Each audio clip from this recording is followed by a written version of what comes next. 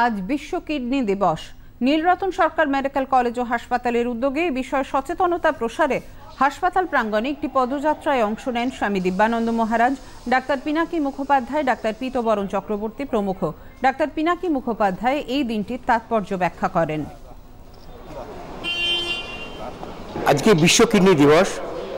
বিশ্ব কিডনি দিবসের main theme হলো যে কিডনি হেলথ ফর অল, সবার জন্য সুস্বাস্থ্য কিডনি এবং কিডনি ভালো থাকার উপায় এবং কিডনির পরিষেবা যাতে সকলের কাছে পৌঁছে যায় সঠিকভাবে।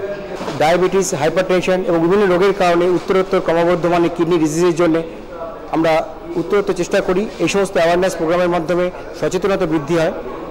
তবে মূল কথা হলো কিডনি ভালো রাখার যে সমস্ত উপায়গুলো হলো যে উচ্চ রক্তচাপযুক্ত কারণ, হাইপারটেনশন, ডায়াবেটিস, ওজন নিয়ন্ত্রণে রাখতে হবে, ধূমপান বর্জন করতে হবে, শরীরচর্চা করতে হবে নিয়মিত, পরিমিত সুষম আহার করতে হবে, পরিমিত জল খেতে হবে।